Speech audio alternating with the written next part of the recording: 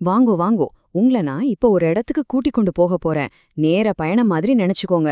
70களின்ற யாழ்ப்பாணத்துக்கு.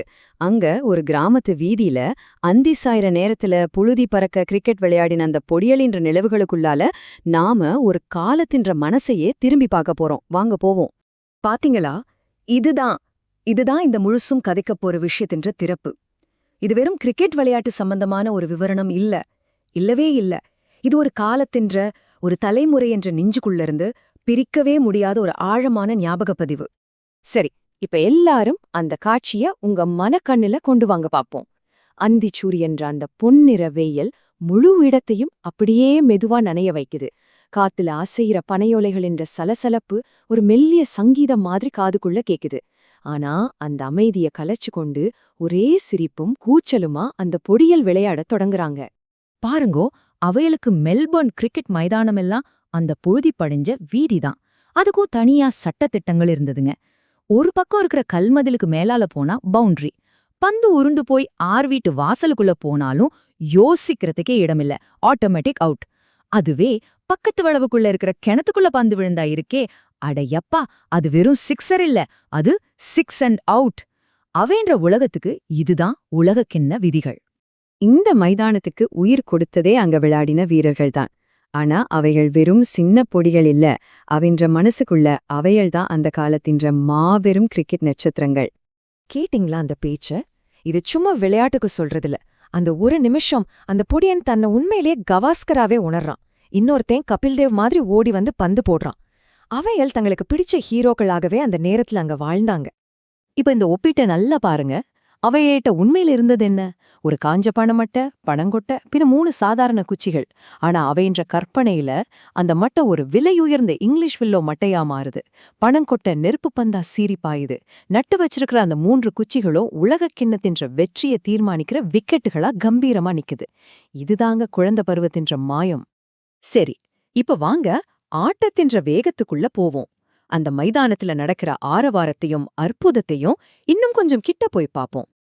அதோ பந்து போடுற பொடியன் தூரத்துல இருந்து ஓடி வாரான். கையில இருக்கிற பணங்கொட்டைய முழு பலத்தோட வேகமா எரிய அது நிலத்துல பட்டு ஒரு புழுதி படலத்தையே கிளப்புது. அந்த ஒரு கணம் அங்க இருக்கிற எல்லார் கவனமும் அந்த புழுதிக்குள்ளதான் நிக்குது. அந்த புழுதி மண்டலத்துக்குள்ள பந்து எந்த பக்கம் வருது என்று ஒருத்தருக்கும் சரியா தெரியாது. பேட்ஸ்மேன் கண்ணை இடுக்கிக் கொண்டு பாக்குறான். மற்றவைகள் பந்த புடிக்க தயாரா நிக்கிறாங்க. அந்த ஒரு நொடி பதட்டம் இருக்கே, அடடா, அதுக்கு விலையே இல்ல. டுக், மட்டையில பந்து பட்ட சத்தம் கேட்ட உடனேயே ஒரே கூப்பாடுதான். ஓடுடா ஓடுடா. அந்த விக்கெட்டுக்குள்ள அவைய ஓடுற ஓட்டத்தை பாத்தீங்கண்டா ஏதோ ஒலிம்பிக்ல ஓடுற மாதிரி தான் இருக்கும். அதே நேரத்துல ஃபீல்டிங்ல ஒரே சத்தம். மடக்கப்படி, ரன் அவுட் பண்ணுடா. செருப்பு போடாத கால்கள் புழுதியில புரள, உடம்பெல்லாம் வியர்க்க. ஆனா அந்த உற்சாகத்துக்கு மட்டும் ஒரு குறையும் இல்ல. முழுசா அந்த விளையாட்டுக்குள்ளேயே மூழ்கி போயிட்டாங்க. அப்பப்ப சின்ன சின்ன பிணக்குகளும் வராமல்லா இருக்கும். அது கிளீன் போல்டுடா, இல்ல அது நோ பால் என்ற வாக்குவாதம் நடக்கும். ஆனா அது கொஞ்ச நேரம்தான். அடுத்த கணமே சரி சரி விடுற, அடுத்த பந்த போடு என்று விளையாட்டு தொடங்கிடும். ஏன்னா அவைகளுக்கு ஜெயிக்கிறத விட எல்லாரும் சேர்ந்து விளையாடுறது தான் ரொம்ப முக்கியமா இருந்தது. மெதுவா வெளிச்சம் மங்கத் தொடங்குது. ஆட்டத்தின்ற வேகமும் குறையுது. இப்ப இந்த விளையாட்டு வெறும் பொழுதுபோக்கா இல்லாம ஒரு காலத்தின்ற அழியாத நினைவா மாறப்போகுது. தூரத்திலிருந்து அம்மா மாறிண்ட குரல் மில்லிசா கேட்கத் தொடங்குது. பொழுது பட்டிடுது, வீட்டுக்கு வாடா. அந்த குரல் காதுல விழுந்தாலும் மனசு இன்னும் ஒரு பந்தை எதிர்பார்த்து நிக்குது. இன்னும் ஒரே ஒரு ஓவர், இன்னும் ஒரே ஒரு ஷாட் அடிச்சிட்டு போவோமே.